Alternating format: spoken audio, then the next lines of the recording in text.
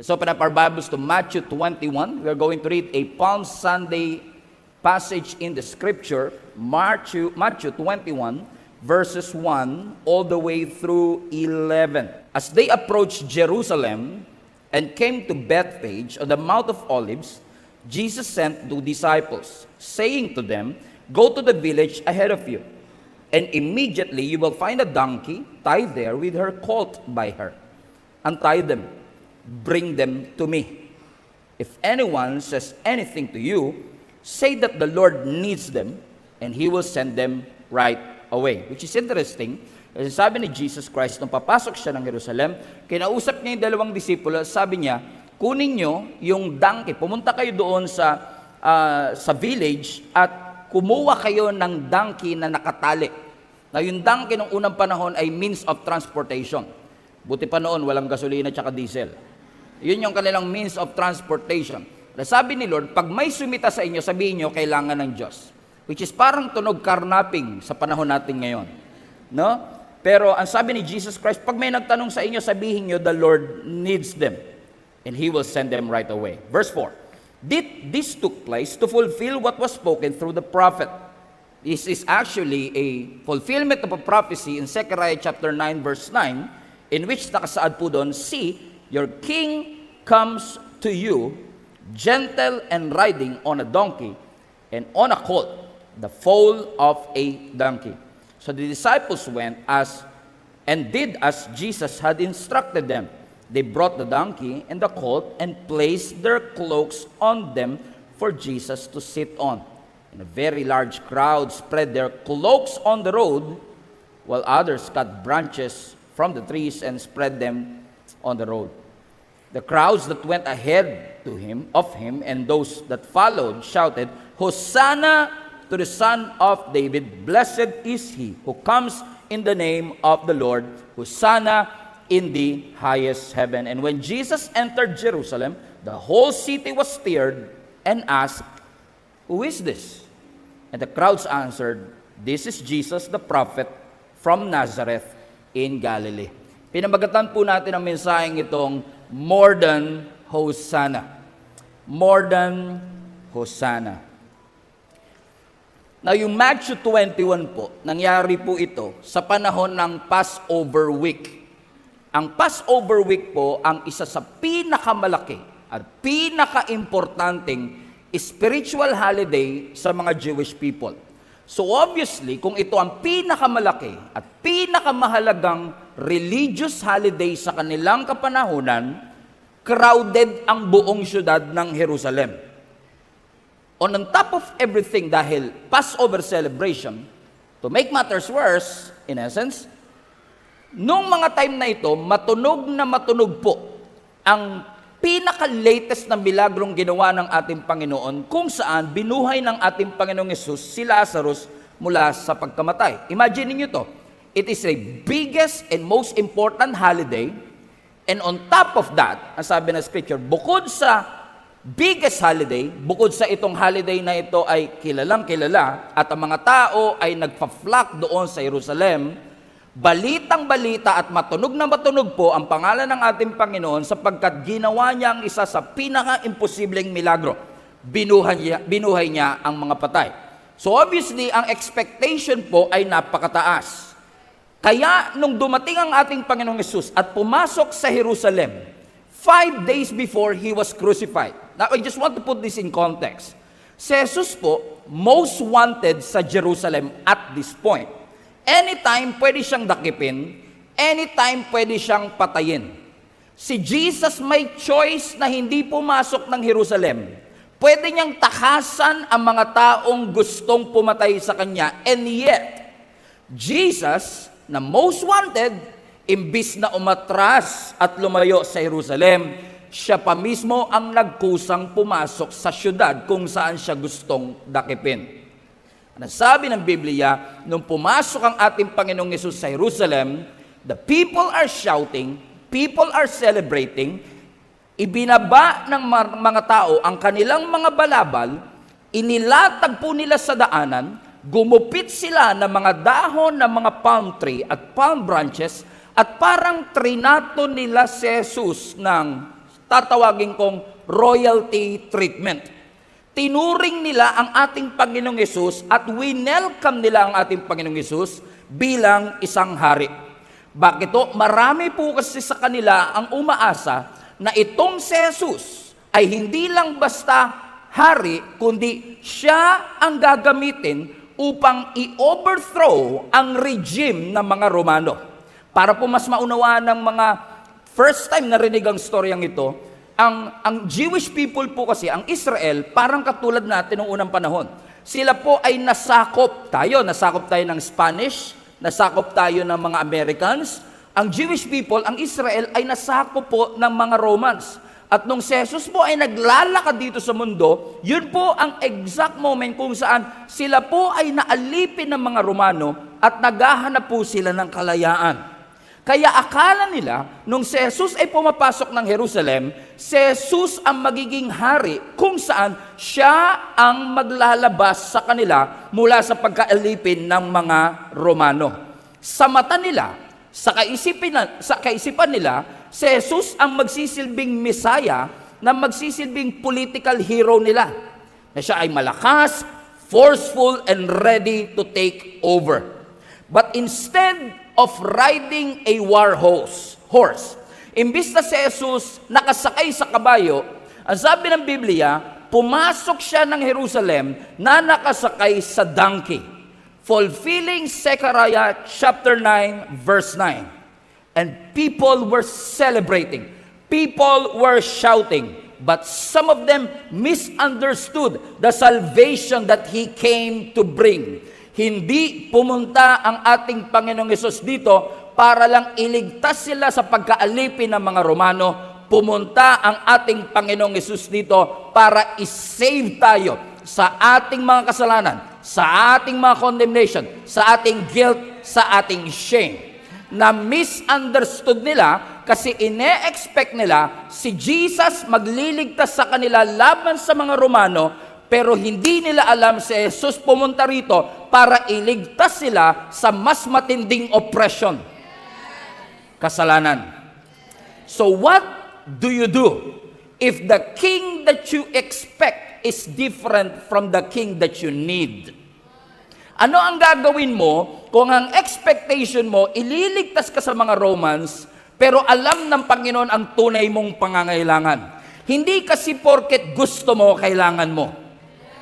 Okay? Marami po tayong mga gusto na hindi ibig sabihin kailangan natin.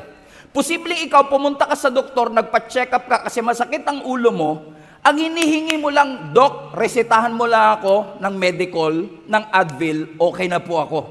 Hindi nga nire-reseta yun eh. So pumunta ka sa doktor dahil masakit ang ulo mo, pero nagulat ka, nung chinek up ka, hindi lang pala normal na sakit ng ulo. May tumor ka pala sa utak. So ibig sabihin, nag-e-expect ka ng gamot, pero alam ng doktor na surgery ang kailangan mo. So marami sa atin, meron tayong gustong mangyari, pero alam ng Panginoon ang tunay na source kung bakit masakit ang iyong ulo. Tunay na source kung bakit tayo naghihirap. Tunay na source kung bakit may kasakitan at karamdaman sa ating mundo. And Jesus knows exactly na hindi lang nila kailangan ang political deliverer, hindi lang nila kailangan ang political hero. What they need, what we all need, is salvation from our sins. What we all need is salvation not just from the Romans, but from the bigger oppressor, Satan, the devil. So what do you do? Kung yung haring ine-expect mo, yung haring inaasahan mo, ay iba sa hari na iyong kailangan. Kasi pag tinignan mo ang Panginoon, sino sa inyo ang grateful, ang Diyos nagpapagaling? At lahat tayo gusto natin ng kagalingan. Gustong-gusto natin ang Diyos pag ang Diyos nagpapagaling. Gustong-gusto natin ang Diyos pag ang Diyos nagpo-provide. Lumalaki ang mata natin pag nakita natin si Jesus na lumalakad sa ibabaw ng tubig. Pag nirescue ka ng Panginoon, sasabihin ko sa iyo, pag ikaw ni-rescue ng Panginoon, kapag ikaw tinulungan ng Panginoon, we want God to help us. We want God to heal us. We want God to provide for us. But what will you do kung yung Diyos na inaasahan mong magpo-provide, sasabihan kang, isuko mo buhay mo sa akin. Patawarin mo ang mga taong nakasakit sa iyo. Because the king that you want is different from the king that you need. Gusto mo ng blessing, sabi ng Lord, bago yung blessing, wisdom muna. Marunong ka munang magsuko ng oras. Change your priority. Change your schedule. Now, hindi na natin gusto yung Diyos na yun. Kasi ang gusto nating Diyos yung nagpapala. Yung gusto nating Diyos yung nagpapagaling. So, nag-e-expect sila, Jesus, iligtas mo kami sa mga Romano. Jesus, pagalingin mo ako. Paano kung hindi ka pagalingin?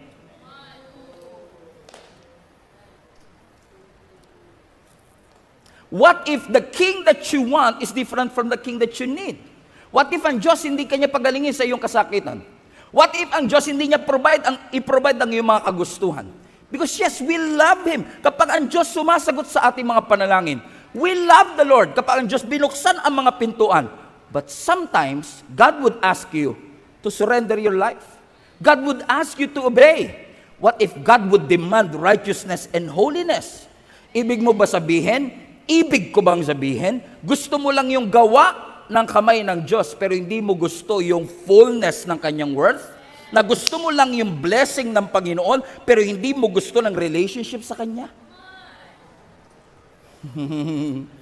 Sabi mo sa katabi mo, ang aga ni Pastor.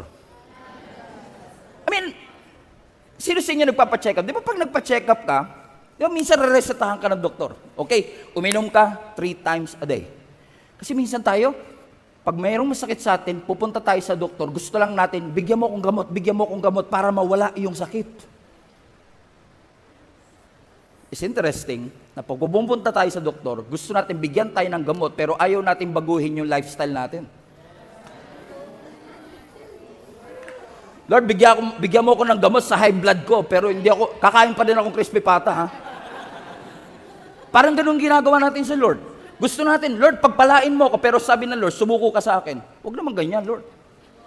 Amen? Pupunta sa doktor, hihingi ng gamot. Sabi ng doktor, kahit anong gamot ibigay ko sa iyo, kung hindi mo babaguhin ang lifestyle mo, mamamatay ka pa rin.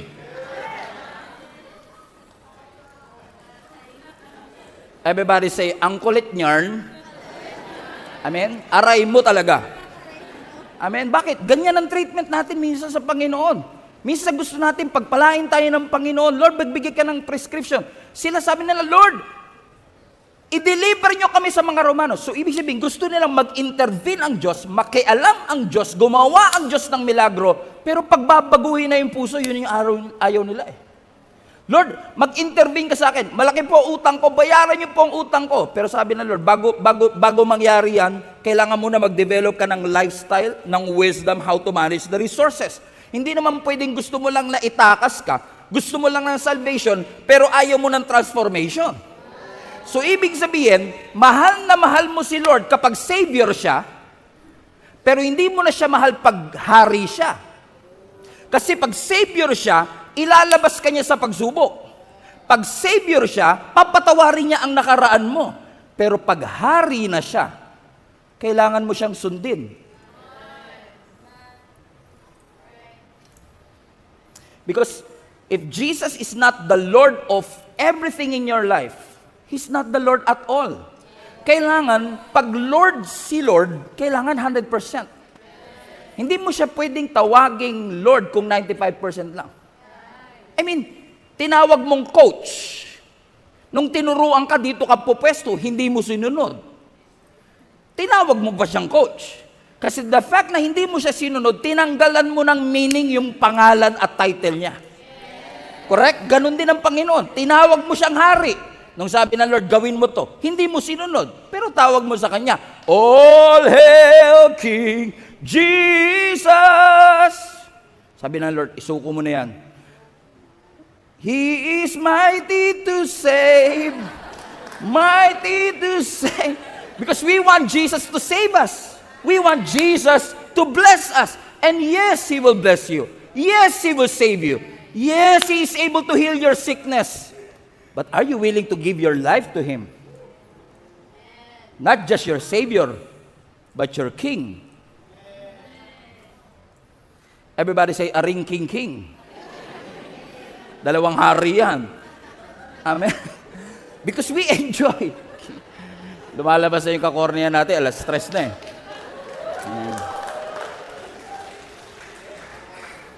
Yung mga first time tuloy, sabi niya, Ano ba lahat itong napasukan ko? Amen? Gusto natin siya, na-enjoy natin si Jesus bilang Savior. Pero kaya mo ba siyang sundin bilang iyong Panginoon? Yes. Naniniwala po ba kayo, kaya kayong ilabas ng Panginoon sa panganib? Kasi Savior siya eh. Pero ang Diyos hindi lang, sobrang mahal ka ng Diyos, hindi ka lang niya ilalabas sa panganib. Gusto niyang maging hari din siya. Na siya magdidirect kung ano susunod mong hakbang para hindi na maulit yung nangyari sa'yo. Pag heartbroken ka, gusto mo na, Lord, pagalingin niyo po ang mga sugat ko. Gagawin ni Lord yan. Naniniwala ako, He is close to the brokenhearted. Pero kailangan mo rin siya bilang hari na magdidirect sa'yo para hindi na siya uli maulit. Kasi pag naulit, tatawagin mo na naman siya bilang Savior.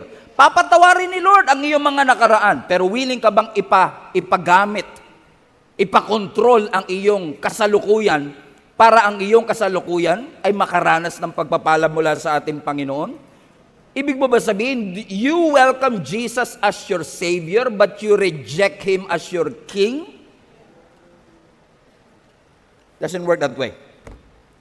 Because mahirap tanggapin si Jesus bilang hari kasi pag siya na ang hari, babaguhin niya sitwasyon mo. Oh, let me rephrase. Bilang Savior, kaya niyang baguhin ang iyong sitwasyon.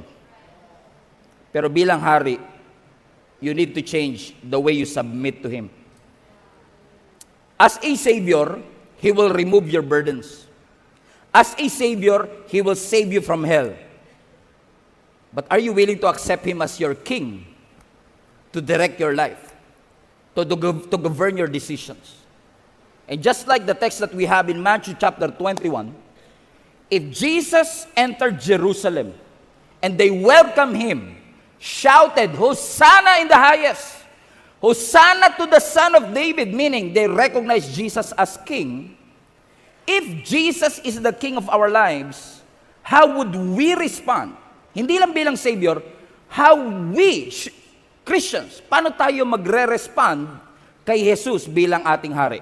Number one, based on the text, if you want to respond to Jesus as a King, number one, you have to recognize Him as a King. Okay, everybody say recognize. Now, 11 verses tayo, doon muna tayo sa dulo magsimula. Ang sabi ng verse 10 and 11, when Jesus entered Jerusalem, the whole city was stirred and asked, who is this? And the crowds answered, this is Jesus, a prophet from Nazareth in Galilee. Now, interesting, isn't it? Tingnan nyo at this point, verse 10 na to eh. 1 yung binabasa po natin kanina, correct? So, nasa dulo na po siya. Ibig sabihin, dahil nasa dulo na siya, nakasigaw na sila. Ibig sabihin, nagamit na nila yung mga palaspas nila. Binili ko po ito sa tapat ng Catholic Church. Just so you know. Because everything is redeemable. So at this point, in Matthew 21, nakasigaw na sila, Hosanna! Hosanna in the highest. So at this point, nakasigaw na sila,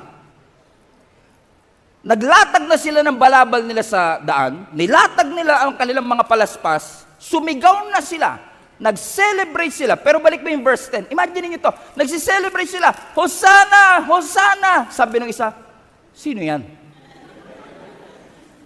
Na-try nyo na ba yun minsan, yung may katabi kayo, nakikisaya lang sa inyo, tug-tug, ano ba to? And it's possible na ganyan nangyari sa'yo kanina. Sabi sa'yo, punta tayo, church tayo, tapos kanina, kakamakanta ka na. Ano ba meron dito? Because the first step, if you want to respond to Jesus as a King, you have to recognize Him first. Because it's possible na busy-busy ang iyong mga kamay, pero confused ang iyong puso. Because it's possible na marami kang ginagawa sa ministry, but do you recognize Jesus as your King? Kasi ang pagiging Kristiyano, hindi lang pabisihan ng kamay, kundi meron bang witness sa puso mo kung sino talaga ang Diyos. Hindi lang bilang Savior, kundi bilang iyong hari. Because madaling sabihin, Hosanna, Hosanna, pero at the end of the day, you would ask, Sino nga ba si Jesus sa'yo? Who is Jesus to you? That is the million-dollar question that every one of us needs to answer. For example, kung tatanungin ko po kayo ngayon, sino si Jesus sa inyo? Tagapagligtas? Sino sa inyo magsasabi si Jesus ang nagpo-provide? Si Jesus ay nagpapagaling. Most likely, kaya nyo nasabing nagpapagaling siya kasi naranasan mo siyang magpagaling. Kaya mo nasabing nagpo-provide siya kasi naranasan mo nung walang-wala ka, nag-provide ang Panginoon, correct? So yung pagkakilala mo sa Kanya, depende sa experience mo.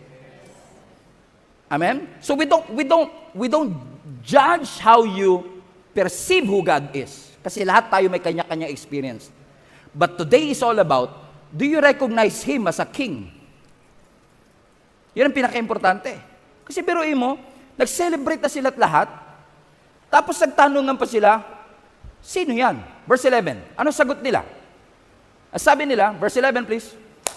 Ang sabi nila, this is Jesus, the prophet. Now, question. Bakit nila nasabi na si Jesus ay isang propeta? Mali ba na tawagin mo si Jesus na propeta? No, because Jesus is a prophet. But He is not just a prophet. Correct? Prophet siya, pero highlight that part, prophet siya, pero hindi lang siya prophet. Kasi pag partial ang pagkaintindi mo kung sino siya, malamang partial din yung susundin mo. Kasi kung prophet siya, makikinig ka sa kanya occasionally. Kung teacher siya, alam mong sasagutin niya ang lahat ng iyong mga tanong. Kung miracle worker siya, alam mong magmimilagro siya. Pero pag hari siya, alam mong dapat sumusunod ka. So kapag partial lang, si Jesus, prophet, pero hindi lang prophet. Si Jesus, teacher, pero hindi lang teacher. Si Jesus, miracle worker, pero hindi lang miracle worker, because we have to understand, Jesus is King. And not just a king, He is the King of Kings. Amen? Kaya ang sabi ng Scripture, balik mo nga yung verse 10, anak. Ang sabi ng Scripture, kaya nung si Jesus, verse 10, pumasok ng Jerusalem, ang sabi ng Biblia, the whole city was stirred. Now, alam niyo po ba yung Greek word ng salitang stirred, highlighted part? Yung salitang stirred is actually from the Greek word, they were shaken, nayanig sila. Amen? Ang mas malalim na Greek word dito, they felt something. So, nung pumasok si Jesus Christ, may naramdaman sila, and yet, natanong pa rin nila, sino siya? Kasi, magkaiba yung may naramdaman ka lang, sa ni-recognize mo siya bilang hari. So it's possible na naramdaman mo, every time you go to church, you feel something, bakit ka dyan nagsisimba? Basta pag nandyan ako, I feel something eh. And that's true. Nararamdaman natin ang presensya ng Panginoon. Sino sa inyo while worshiping, you felt God's presence? Yeah, so something stirred in your hearts, right? May nayanig sa puso mo habang nag-worship ka. Pero it's possible na nayanig ka sa worship, pag uwi mo, sino nga ba siya sa akin? And this is important, my friends and family, because yung pagkakakilala mo sa ating Panginoon ay may malalim na koneksyon kung paano mo siya susundin. Kung paano ka tatayo sa kanyang harapan. Amen po ba mga kapatid? For example, sa mga trabaho po ninyo, yung mga kumpanyang pinagtatrabahuan ninyo, meron po yung mga may-ari ng kumpanya, yung owner or minsan yung CEO, owner din siya. What if yung CEO ninyo nagpanggap na mahirap, tapos nag-apply bilang ordinaryong empleyado? Sabi mo sa katabi, yung kakapanood mo ng drama box yan. Okay. Ganito yung kwento sa mga drama di ba? Ganito yung kwento sa mga drama box Nagpanggap siya, na mahirap lang siya, tapos yung pala, napakayaman niya. Come on, shoutout sa mga nanonood dyan. Okay? Ako hindi. Okay? For the record, walang time. Okay, but the point is, nagpanggap siya. Now, pag nakatabi mo siya, bilang nag-apply, kasi akala mo normal lang siya. So pag kinausap mo siya, casual lang. Hoy friend, kamusta ka na? Pag pwede ka pa mag-utos dyan pakikuha mo nga akong kape. Pwede mo pa siyang ibuli. Pwede mo siyang laitin. Pero pag na-realize mo, teka lang, may-ari pala ng kumpanya to. At pag na-realize mo may-ari siya ng kumpanya, magbabago posture mo. Amen? Magbabago language mo. Magbabago ang tono mo. Bakit? The more, kung gano'n mo siya kilala, gano'n ang trato mo sa kanya. Amen? So yes, their hearts were stirred. They felt something in their hearts. But it doesn't mean they recognize Him as a king who will save them from sin and guilt and shame. That's why sabi ng scripture, nung tinanong sila, who is this? Ano sagot nila? Jesus, the prophet. So who is Jesus to you? I remember yung mga disciples in Matthew chapter 16, tinanong din sila ng Panginoon dyan eh. Because kinausap sila ng ating Panginoong Yesus, sabi nila, trending daw ako ngayon ah. Ano ba sabi ng mga tao sa comment section patungkol sa akin? Kasi, hindi ganun yun nasa Bible. Tinawid ko lang, ibig sabihin. Because nagtatanong si Jesus Christ, people are being stirred about who I am. So tinanong niya yung mga disciple, narinig ko pinag-uusapan daw nila ako. Ano ang sinasabi nila kung sino ako? Sabi ng disciple, sabi po nila, Lord, ikaw daw si John the Baptist. Sabi po ng iba, ikaw daw si Isaiah. Sabi ng iba, ikaw daw si Jeremiah. Sabi ng iba, isa ka raw sa mga propeta. Pero ano sabi ng verse 15? But what about you? Who do you say that I am? Because Jesus doesn't care about their public opinion. He cares about your conviction. Hindi mo magagalaw kung ano pagkakilala nila sa Diyos, but ikaw. What about you? Who is Jesus to you? Who do you say He is in your life? Because the way you recognize the Lord will determine how you will submit. It will define how you will follow the Lord. Katulad ng CEO na nasa drama box, magbabago ang posture mo. Magbabago ang attention mo. Now, one question, is Jesus just a prophet to you? No, He's not just a prophet. He is the King of Kings. So, nung tinanong ni Jesus Christ sa mga disciples, what about you? Who do you say I am? Ano sabi ng verse 16? Next verse. Simon Peter answered. Iba talaga si Peter. Bibo talaga si Peter. Lahat tinanong, pero si Peter, Lord. Sabi ni Lord, what about you? Who do you say I am? Lord, you are Jesus, the Messiah. He recognized. If you go back to the story, yung mga tao na habang nagpapalaspas sila, nagtatanong sila kung sino si Jesus, pero si Peter alam niya, Jesus is the Messiah. Well, to be fair with you, few verses later, sinabihan siya ni Jesus, get behind me, Satan. Just to be fair. But at least, ang sabi nga ni Jesus Christ, hindi yan kayang i-reveal sa iyo ng human wisdom. Only through the Spirit you will realize that Jesus is your Messiah. So the question is this, who is Jesus to you? Naalala niyo po yung Samaritan woman na nag-iigib ng tubig?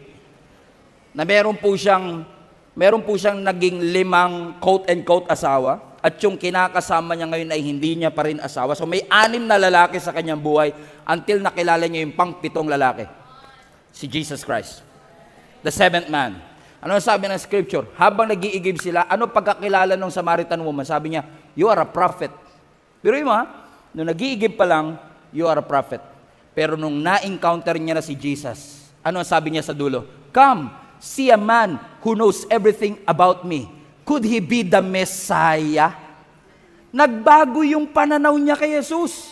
Nung una tingin niya lang propeta, pero nung na-realize niyang siya ay Messiah, nako, pag na-realize mong si Jesus, Messiah, hindi ka mananahimik. Kasi ang sabi ng scripture, yung mahiyain na nag-iigib lang ng tubig kapag tanghaling tapat, kasi ayaw niyang mapag-chismisan siya sa GC, ano ang sabi ng scripture? Nag-igib siya ng tanghali para walang makapansin sa kanya, and yet yung mahiyain kumapal ang mukha.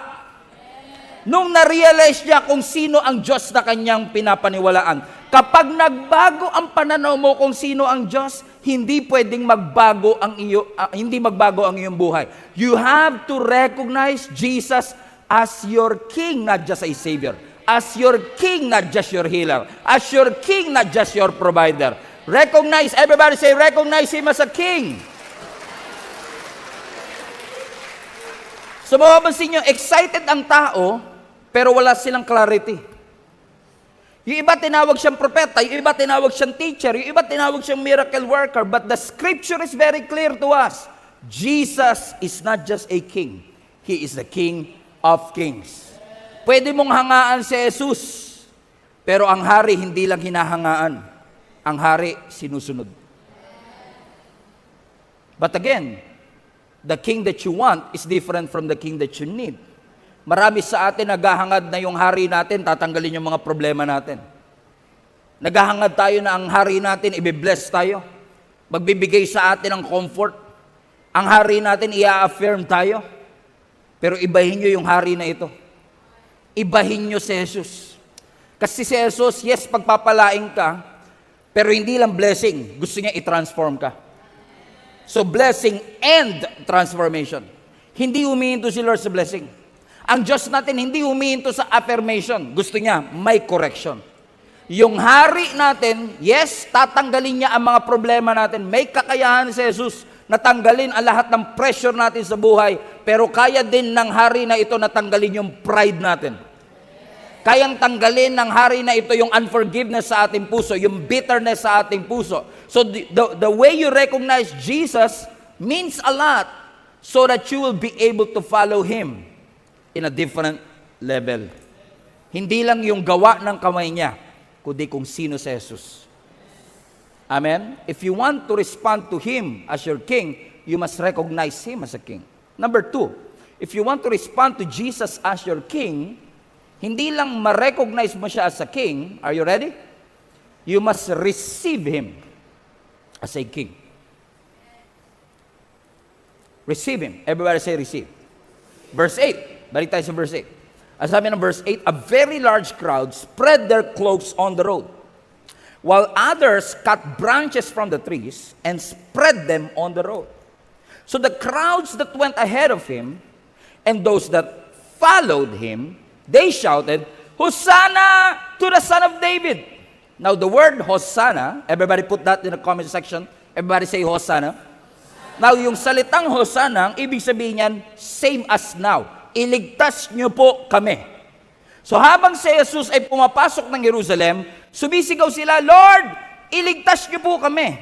But hindi nila ibig sabihin iligtas sa demonyo, kundi iligtas sa mga Romano. So technically, ang nasa isip ng mga tao, we want political reform. Ang gusto namin, economic relief. Ang gusto namin, tanggalin mo yung mga Romano na umaalipin sa amin. They were expecting a national and political hero. Gusto nila political salvation, hindi spiritual salvation. Correct? Amen? You remember Jesus Christ? When He fed 5,000 men, gamit lang po yung 5 gardenia at 2 ligo sardines. You still remember that story? Correct, mga kapatid? Alam niyo po ba, pag binasa niyo po yung kabuuan ng chapter, pagkatapos ni Jesus i-multiply yung tinapay at pakainin yung halos 15,000 people, the crowd of people were so impressed with Him. Gusto nilang gawing hari si Jesus by force. Lord, gusto namin ikaw maging hari, pero hindi hari ng kasalanan natin, salvation natin, kundi hari na, Lord, ang tagal na naming alipin ng mga Romano, baka ikaw ang susi, ikaw ang answered prayer. Iligtas mo kami sa mga Romans. So nung pumasok ang ating Panginoong Yesus, lahat sila sumisigaw, lahat sila gamit ang kanilang mga palaspas, sumisigaw sila, Lord, iligtas mo kami, iligtas mo kami. Kasi gusto nilang magbago ang kanilang kondisyon. And boy, oh boy, minsan ganyan din tayo sa Lord. Ako minsan ganyan eh. Lord, baguhin mo sitwasyon ko. Gusto natin yung klase ng Diyos na makakapagpabago ng sitwasyon natin. Pero hindi natin matanggap yung Diyos na gustong baguhin yung puso natin. Save us, Lord. Baguhin mo ang aming sitwasyon. Gusto namin, Lord, i-showcase mo yung power mo sa mga Romano. Sabi ng Lord, hindi power, atonement ang gusto ko. Gusto ko kayong i-redeem, gusto ko kayong iligtas. Kasi hindi yan ang tunay niyong problema. Symptoms lang yan. Ang tunay na problema ninyo, tumor sa utak, kailangan nyo na surgery, hindi Advil. Jesus was saying and reminding all of them, you need more. Isa sobrang admiration nila kay Jesus Christ. Sabi ng scripture, inilatag nila ang kanilang mga balabal.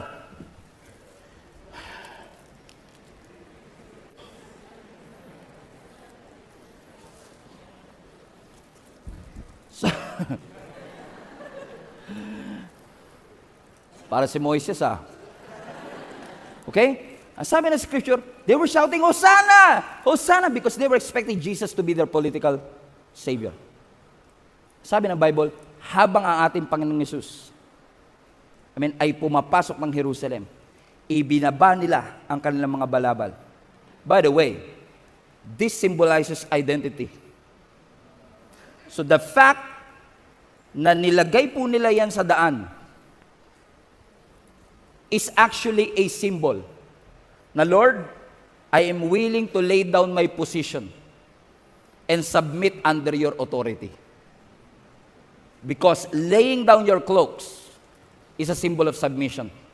So binaba nila ang cloaks, binaba nila ang kanilang mga palaspas. Now, si Jesus, naglalakad siya, papuntang Jerusalem, umaapak sa lupa. Pero the moment na nilagay nila yung cloak, binago nila yung daanan. They changed the road, literally. Are you following? Because when you receive Jesus as your King, hindi pwedeng hindi magbago ang daanan. Kapag presidente nga dumadaan, sinasarado daan. Pag ang presidente dadaan, sinasurvey, binabago ang ruta. Kapag presidente pa lang yan Pag presidente ang dumaan, nagkakaroon ng detour. Nagkakaroon ng traffic. Correct? Bakit? Pag ginawa mong Jesus si Lord, hindi pwedeng hindi mabago relationship. Hindi pwedeng hindi mabago ang priorities. Babaguhin ng Panginoon. Ang tanong, are you willing to submit everything to Him? Yun ang malaking question. Because hindi mo pwedeng i-claim na si Jesus ang hari mo, pero hindi magbabago yung daanan. You have to lay down everything. Because when Jesus is your King, babaguhin niya pati priorities mo, schedule mo, babaguhin ang ating Panginoon, pati may mga illegal na relationship na kailangan mo bitawan. You don't want that. Ma'am, ayaw po nila yung ganitong klase ng message. Amen, sabi mo sa katabi mo, ikaw talaga. Tigas ang ulo. Red flag nga ni. Because when Jesus is your King, everything changes. Ang question is this, are you willing to submit your cloaks to Him? Amen? Kasi pag winelcome mo si Lord, hindi pwedeng hindi mabago ang iyong buhay. Kilala niyo si Zacchaeus? Yung matangkad sa Bible? Remember Zacchaeus? Di ba sabi ng Biblia, si Zacchaeus, tax collector. Amen? Now, si Zacchaeus, tax collector. Dahil po sa kanyang problem sa height, gusto niya makita si Jesus Christ. Umakyat siya ng puno ng sycamore tree para lang makita si Jesus. And for the first time, tiningala siya. Siya lang lagi dati nakatingala. But for the first time, si Jesus mismo tumingala sa kanya. Ano sabi ni Jesus sa kanya? Zacchaeus, gusto kong pumunta sa bahay mo. Ano sabi ng Bible? And Zacchaeus received Jesus. And what happened after Zacchaeus received Jesus? He was transformed. He was changed. Walang preaching, walang Sunday worship experience. Pero nung pinapasok niya si Jesus sa kanyang bahay mismo, ano ang sabi ng Biblia? Si Zacchaeus mismo nag-volunteer. Sabi niya, Lord, kalahati ng aking yaman, willing ko ibigay sa mga mahihirap. At kung may nadaya po ako, willing akong ibalik yan ng 4 times sa kanila. He was changed. Why? Because he received Jesus Christ. Hindi mo pwedeng sabihin tinanggap mo si Jesus pero hindi magbabago ang iyong buhay. Kasi alam niyo kung bakit? Kasi pag si Lord na ang hari ng buhay mo, hindi na pera ang number one sa buhay mo. Mission. Dati ang gusto lang ni Zacchaeus, profit. Ngayon may purpose na siya. Dati ang gusto niya lang, career. Ngayon may calling na siya. Why?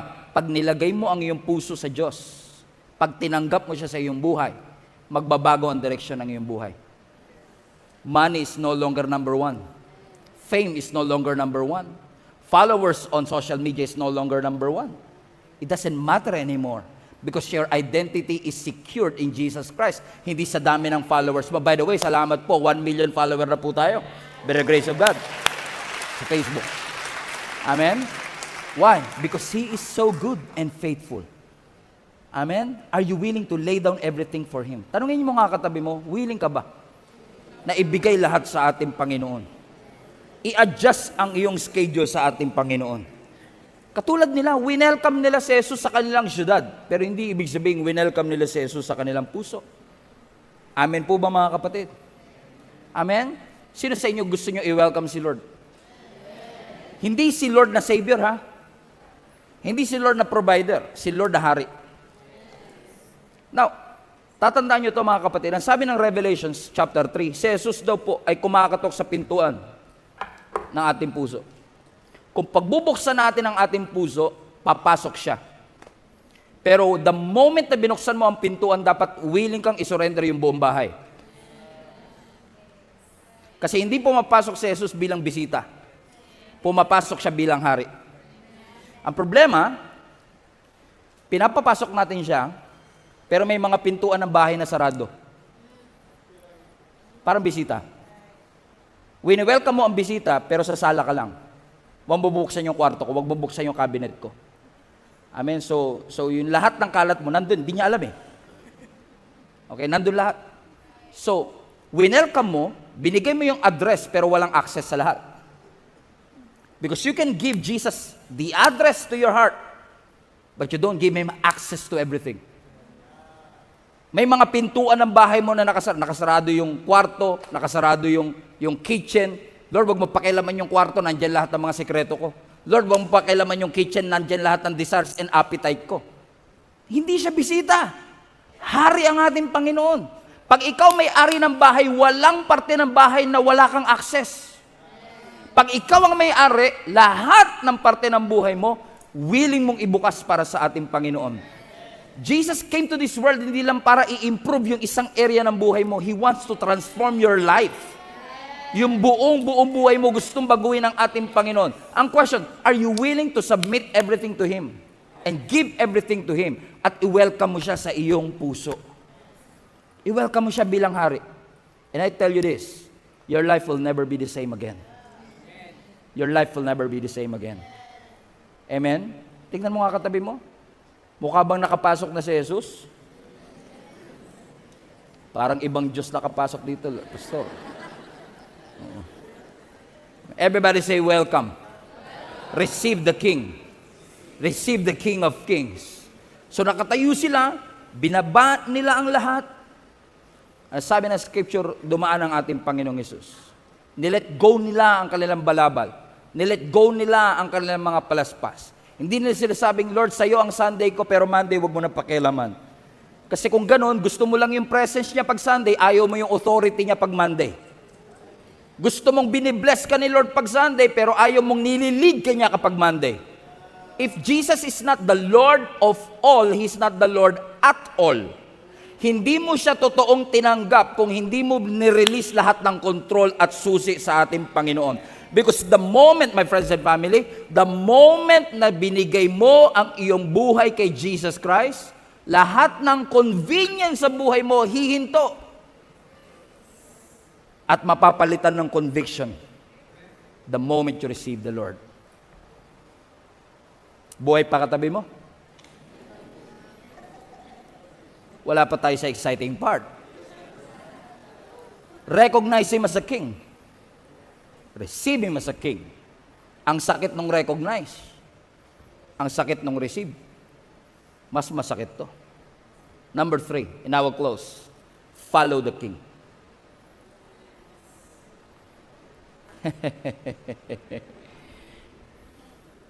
Everybody say, follow the king. Amen? Let's go to verse 9. Sabi ng scripture, the crowds that went ahead of him and those that followed, they shouted, Hosanna to the Son of David. Hosanna to the Son of David. Now, that word, Son of David, that phrase, Son of David, is actually a correct term. Because Jesus is indeed the Son of David. Si David po ang great-grandfather nitong si Jesus Christ.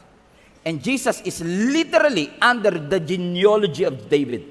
But more than that, yung phrase na Son of David is actually a royal language. Meaning the fact na binabanggit nila, Son of David, tinuturing po nila si Jesus na hari. Pero pansinin po ninyo uli yung verse in case you missed. Ang sabi ng Biblia, the crowds that went ahead of him and those that followed, both of them shouted. So, kung mapapansin po ninyo sa verse, may dalawang grupo ng tao. Did you see it? May dalawang grupo. Ano yung una? First is the group that went ahead, highlighted part, at pangalawa, yung sumunod. So, may mga nauna, pero hindi lahat nauna. May mga ano daw po, may mga sumunod. At itong mga sumunod na ito, amen, sa ating Panginoong Hesus, both of them, they shouted, Hosanna, Son of David. They are giving Jesus the royal title. But again, we all know the story now, na sumisigaw sila ng tamang title, pero nag-i-expect po sila ng ibang klase ng hari. Tama yung title, pero mali yung expectation nila sa hari. Kasi yes, hari ang sigaw nila, pero ang gusto nila, deliverer ng Rome. Importante po ba ito, Pastor? Bakit? Importante yan. Because you are not really following if the king that you follow is the version that fits your expectation. Hindi ka talaga sumusunod pag yung haring sinusunod mo ay yung hari lang na pasok dun sa iyong ine-expect. Pansinin niyo si Jesus, pumasok siya, nag-e-expect sila, deliverer, hari, ano sinakyan ni Lord? Hindi kabayo. Nag-e-expect sila, warrior, ang dumating ano? Nakasakay sa donkey. Nag-e-expect sila ng gera laban sa Rome. Ano binigay ni Lord? Kapayapaan. Sinelebrate nila yung arrival ni Jesus Christ. Pero nakalimutan nila, may assignment ang ating Panginoong Hesus. So my question to you is this, practically speaking, anong klaseng hari ang gusto mo? Yung hari na papadaliin lang ang buhay mo o yung hari na kayang baguhin ang iyong buhay? Kasi mga kapatid, mga nanay at tatay, mga kaibigan, global family, ang hari hindi lang basta sineselebrate. Ang hari hindi lang basta pinapalakpakan. Ang hari dapat nating sinusunod. Gusto natin si Jesus bilang ating helper. Gusto natin si Jesus because God will make a way where there seems to be no way. We want Jesus Christ to be our advisor, but Jesus should be your king as well. At kapag si Jesus ang iyong hari, ang direction mo magbabago. In fact, mas importante na yung direction ni Lord kesa sa preference mo. Mas importante na yung calling ni Lord kesa sa iyong kagustuhan. Mas importante na yung kalooban ng Panginoon kesa sa iyong sariling convenience.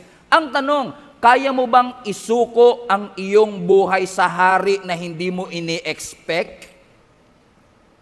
Because I believe God wants to call each and every one of us. Masarap sumigaw, Hosanna! Hosanna! Save us! We want a Savior! We want a Savior! But God is calling our entire global family to go deeper.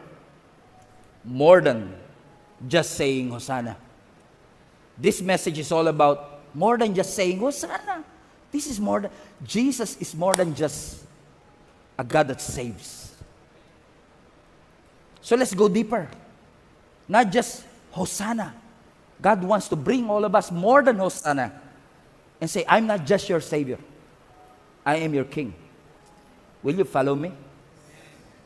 Because sabi ng Luke chapter 9, if anyone wants to be my disciples, you must take up your cross. I missed one. If you want to be my disciples, deny yourself. Look at the progression. Deny yourself, take up your cross, everybody now, and follow Jesus. Gusto niyo maging disciple kayo ni Jesus Christ?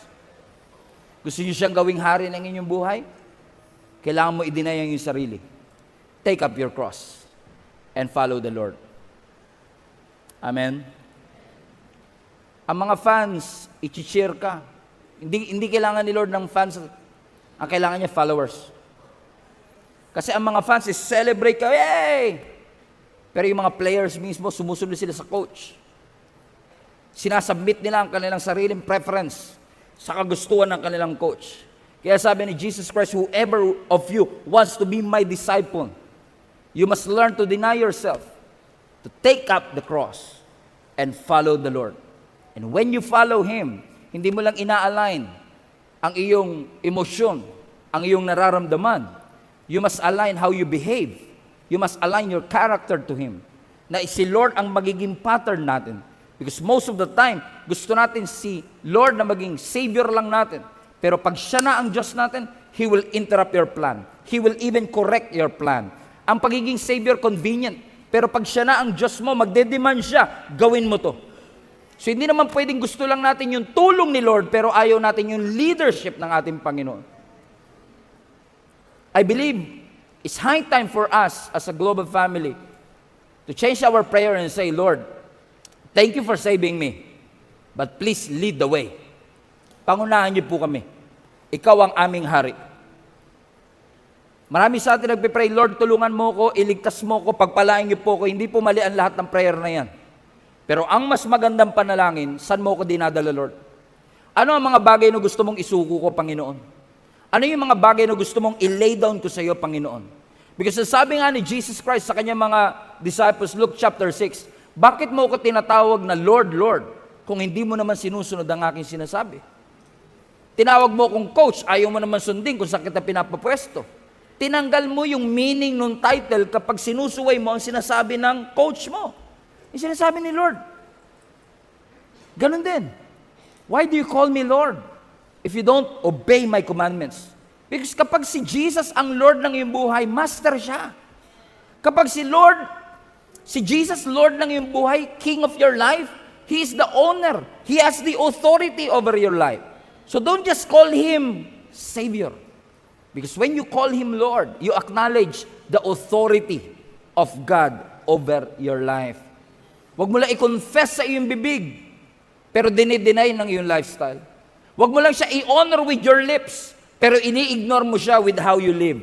Confess that title, Jesus is King, and I will obey whatever you want for me to do, Lord.